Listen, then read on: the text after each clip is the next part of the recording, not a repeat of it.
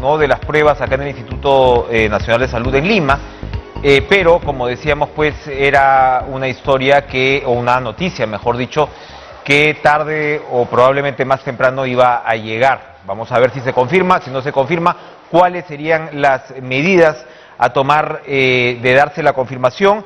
Es la primera pregunta que le planteamos al viceministro de Salud Pública, Gustavo Rosell, a quien les damos las buenas noches. ¿Qué tal, viceministro?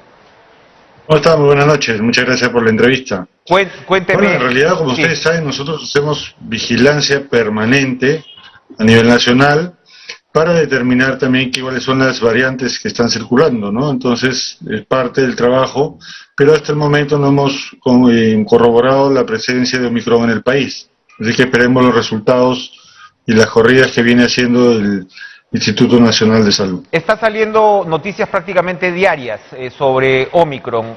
Hoy mismo, bueno, los medios internacionales, los fabricantes de vacunas hoy informaron, Pfizer particularmente, que la tercera dosis aparentemente serviría, ¿no?, para realmente controlar a esta variante. ¿Qué es lo que sabemos hasta ahora y cómo el Perú está parado, digamos, frente a, como señalo, pues un proceso que seguramente pues vamos a tener que enfrentar de todas maneras? Sí, la variante Omicron es una variante de preocupación, como todos sabemos, es una variante además que está en estudio y prácticamente en muchos países ya se ha detectado la presencia de la variante Omicron, principalmente que llegó desde el África. Lo que nosotros sabemos es que, por lo menos por lo que se ha publicado, es que las vacunas protegen. Se está hablando, como usted bien lo ha mencionado, de la tercera dosis. Es por eso que todas las personas que ya cumplieron 5 meses después de la segunda dosis, se les pone la tercera dosis. Y hay que invitarlos, ¿no?, a todas las personas, sobre todo los adultos mayores, que por su línea de tiempo ya han pasado los 5 meses, acercarse a los centros de vacunación, porque es muy importante para ellos, sobre todo aquellos que tienen algunas comorbilidades, recibir la tercera dosis. Precisamente hoy se cumple un año del inicio de la vacunación en el mundo, y ahora en el noticiero elaborábamos sobre estas cifras, ¿no? Es el 70%, es el 78%, ¿no?, de la población objetivo en Lima que ya cuenta con sus 2 dosis. El ministro Ceballos ha planteado la meta de llegar al 80% cerrando el año. ¿Esto va a ser posible de alcanzar? Mire, es cuestión de que las personas se acerquen a vacunarse. Nosotros estamos haciendo un enorme esfuerzo llevando la vacunación, ya no solamente en centros de vacunación, sino hasta casa por casa. Estamos poniéndonos en los parques, en las zonas de trabajo. Estamos instalando vacunación, por ejemplo, aquí en Lima, en Mesa Redonda, aparte de que estamos poniendo 5 puntos donde las personas van a poder obtener su carnet de vacunación, toda vez que las medidas, como todos sabemos, empiezan a regir a partir del 10 de diciembre, así que todas las facilidades que se le está dando a todos los mayores de 12 años, la vacunación es abierta tanto para primera, segunda y tercera dosis para aquellos que ya cumplieron sus 5 meses. Lo que usualmente se observa es que la situación se complica, hablo a nivel internacional, en de repente países o estados, como hemos visto en Estados Unidos, donde la vacunación no ha avanzado tanto por resistencia de los propios ciudadanos, ¿no?, o por falta de persuasión. ¿Cómo vamos avanzando en regiones? ¿Hay, digamos, desniveles muy marcados o el avance es homogéneo? No, desde luego que hay desniveles, ¿no? Esto lo hemos venido comentando desde el inicio de la vacunación.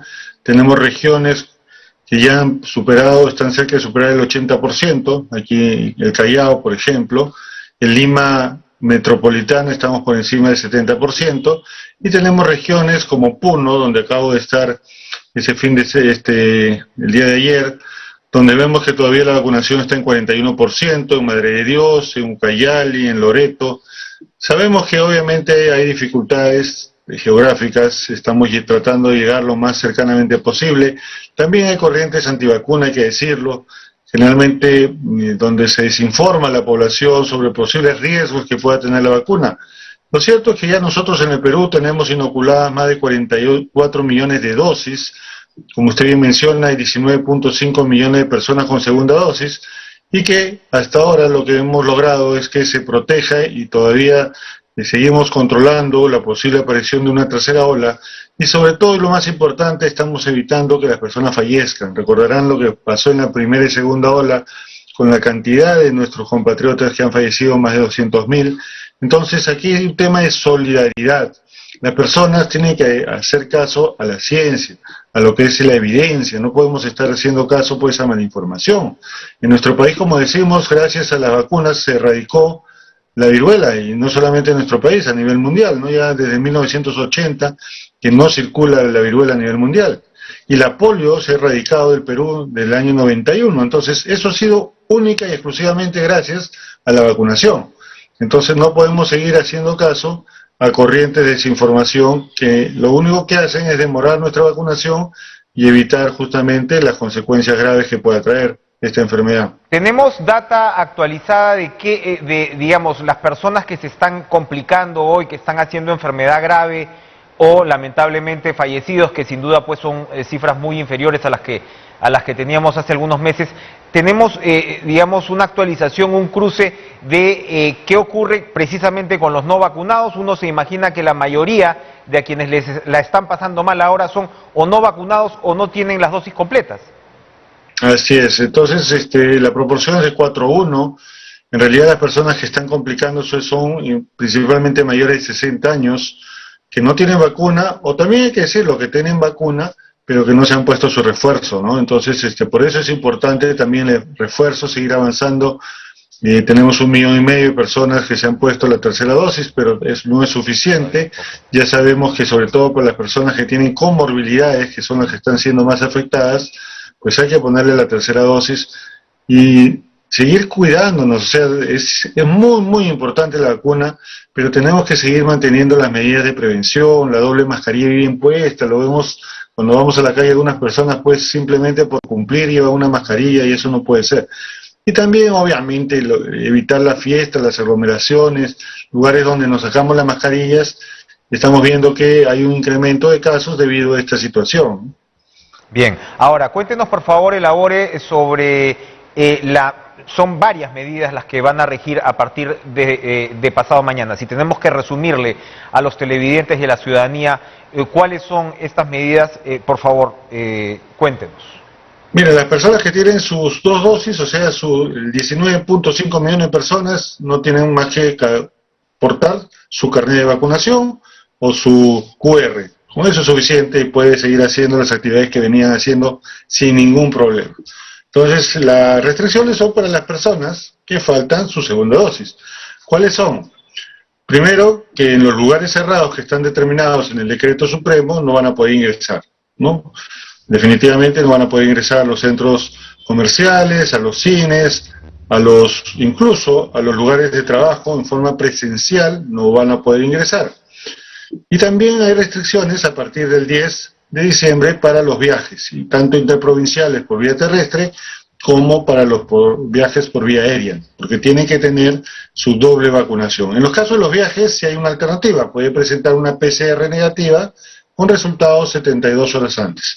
Pero en los casos de lugares cerrados no hay alternativa, simplemente no van a poder ingresar.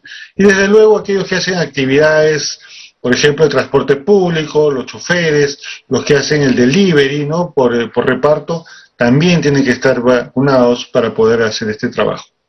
Bien, ahora, ¿qué podemos esperar sobre las medidas que se tomarán en la coyuntura de fiestas? Bueno, se habló del tema, ¿no?, del toque de queda, pero se van a tomar medidas adicionales para evitar este tipo de aglomeraciones pues excesivas, de fiestas, sobre todo características de fin de año. Así es, se está trabajando coordinadamente entre los diferentes ministerios y también nos hemos reunido con el señor alcalde de Lima, por ejemplo, pero también con las regiones para poder tomar algunas medidas y evitar las aglomeraciones, sobre todo en estos lugares de compra, ¿no?, masivo. Acá en Lima, bueno, son conocidos pues Gamarra, Mesa Redonda, etcétera. Pero yo creo que hay mucha colaboración, sobre todo de las personas que venden. Yo creo que estamos recibiendo bastante colaboración. Hemos tenido una capacitación el día lunes y martes. Mañana tenemos un piloto para ver cómo se va a pedir el carnet de vacunación y agilizar. La cosa es tener las acciones bastante rápidas y que no dificulten la permanencia de las personas en estos sitios, además.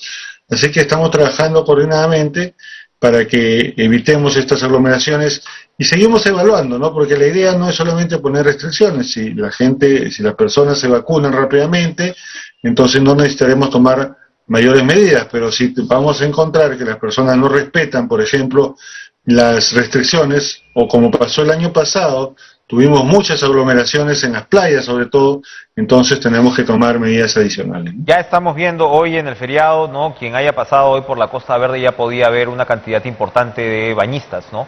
En las playas que seguramente se va a ir incrementando en las próximas semanas. Volviendo al carnet, hemos visto y ahora en el noticiero hemos presentado las imágenes, muchas personas ya tienen su carnet impreso con el código QR, otras llevan en el smartphone. Aquí la clave efectivamente es el código QR, ¿no? Es decir, todos los establecimientos a donde se va a solicitar este carnet van a tener entonces la forma de leer el QR.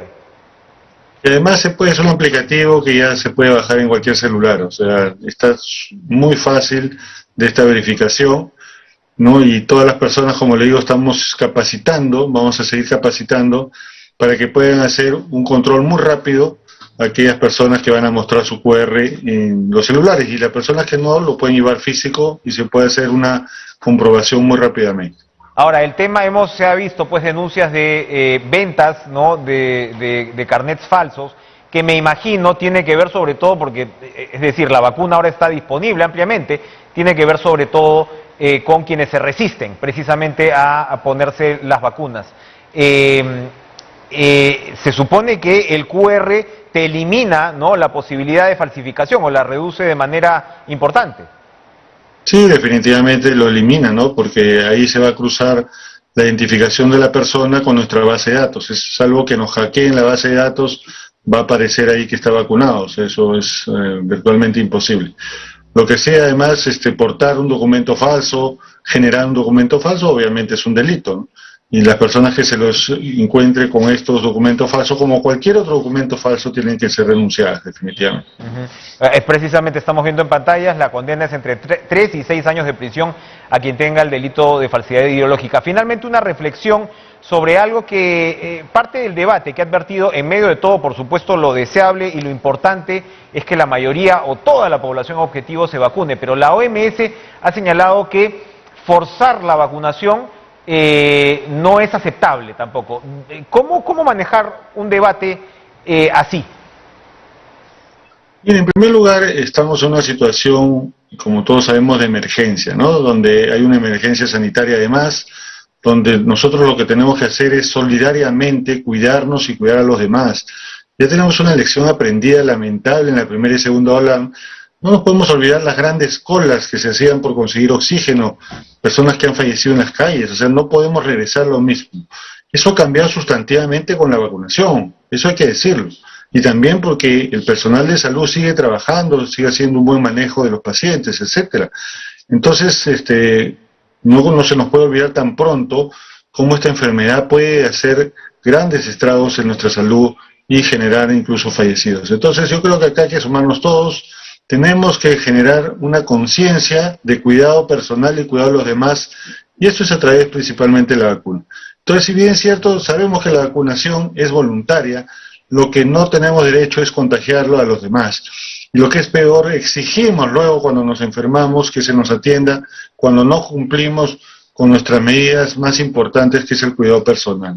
Para terminar, entonces, ¿cuánto se ha incrementado el uso de camas UCI en los últimos días? ¿Es para preocuparse? Estamos entre ocupación entre 50 y 53%, hay regiones donde hay un incremento más importante, por ejemplo estamos monitorizando muy de cerca Trujillo, Piura, Sullana, incluso el mismo Chiclayo, ha mejorado un poco la situación en Chincha, pero nosotros estamos haciendo un monitoreo muy estricto, porque donde vemos que se incrementan los casos, mandamos equipos a sumarse a los esfuerzos que vienen haciendo las regiones para poder hacer la disminución de casos. Y esto es así como hemos ido controlando la tercera ola, con mucho esfuerzo, ¿no? Por eso le digo, esto se puede desbordar en la medida que en las fiestas, como todos sabemos, la gente relaje en las medidas, entonces ya nuestra capacidad puede atender y hacer cercos epidemiológicos, y hacer pruebas moleculares, se ve desbordada si es que la gente no cumple con los cuidados esenciales, ¿no? Bien, a colaborar entonces, si usted no cree en la vacuna, aplique por último el principio de solidaridad, porque aquí estamos evidentemente todos involucrados. Gracias, Gustavo Rosell, viceministro de Salud Pública.